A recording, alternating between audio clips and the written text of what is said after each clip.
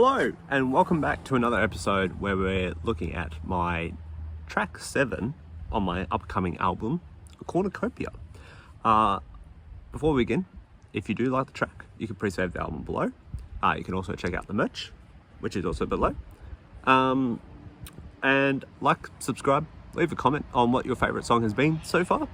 And let's just dive straight into the live session.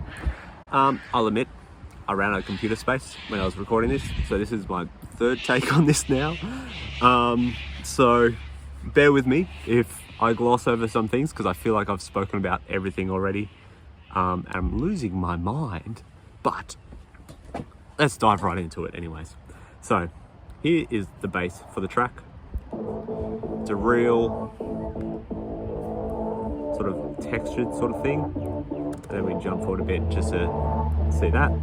And so this is a sound by itself, and then the other layers is just the same note, brought it up an octave and then an octave again, just to give it some variation,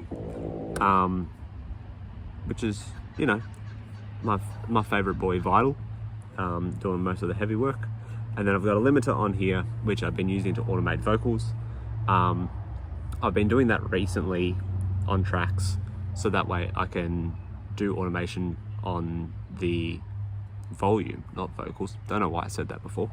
But rather than using the standard the volume in Ableton, because then that way is, if I find it's too heavy in the mix later on or I need to adjust it, rather than changing the whole automation or bouncing the whole thing and then putting it back in, I can just use the limiter for the automation, so it's all separate, and I can just change the volume at the end here. And that way it's just a lot easier and smoother for my workflow style. Yeah. And then the next bit here is another Vital, and it's just like a sequencer. So it's stabby, bouncy, has a lot going on with it, which is quite nice. And it just sort of builds as you hold the note as well, which is really cool.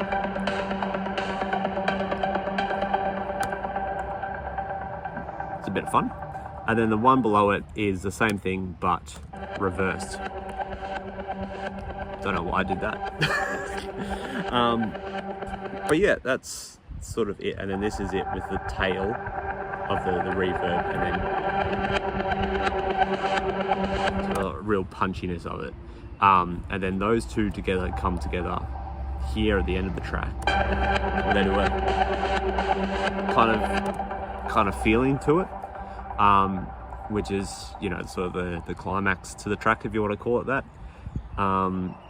And yeah, I quite like that sort of style where it's like almost like a call and response, in a way. The drum kit, I found out in my earlier recording, I've accidentally put a riser in with my kit. Also, just a little tail end of it there. Weird.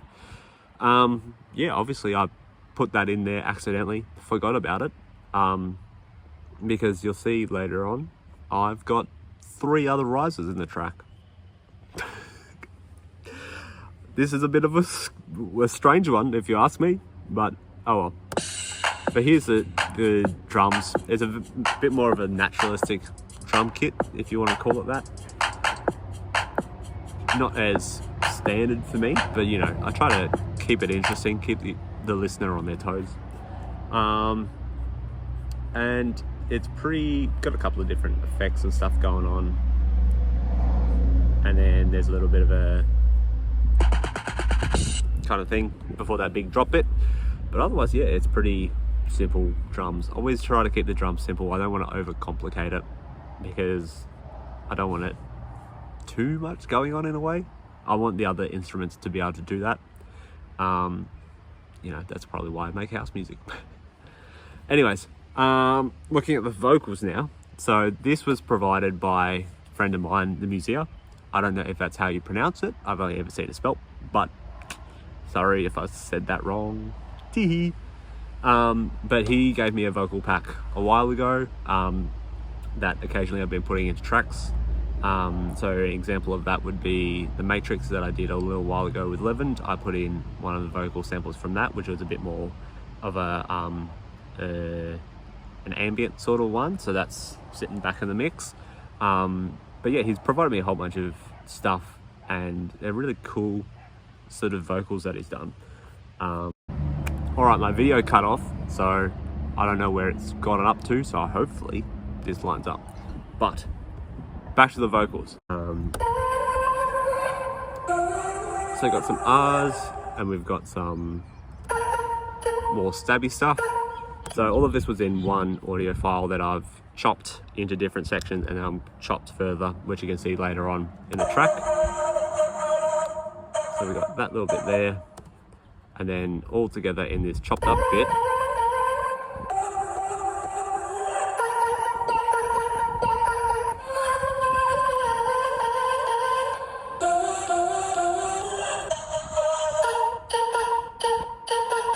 Yeah, bit of fun.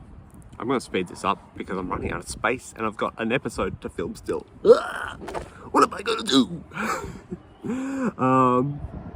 Sorry, I'm losing the plot. I've given up on pretending that these are filmed on separate days at this point. And I'm losing my mind. Back to it. So, this Freeze, bit of a pad, old schooly kind of vibe, quite nice textures to it. And then another sort of sequencer that's a bit more bubbly compared to the other one, which is kind of cool. And then I've got that same one here, and I've done that stutter effect that I've done previously. It just sort of gives a bit more edge. And then the effects are all the rises and impacts that are just a bit more basic standard. Sorry, there's a fly. So yeah, some of that sort of stuff. And then all together, it sounds a bit like this.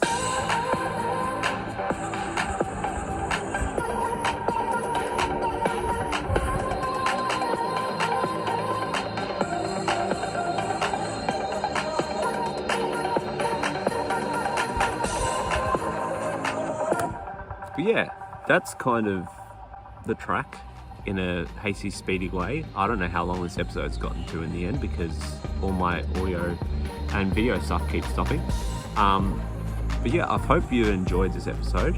I'm gonna move all my stuff onto a USB real quick so I've got space to film the last episode called Cosmos. So as usual, check out the links below for the merch, for the pre-save to the album coming out Jan 15th. And I hope you enjoy your day, evening, night, and don't forget to charge your phone, and I'll see you in the next one. Bye!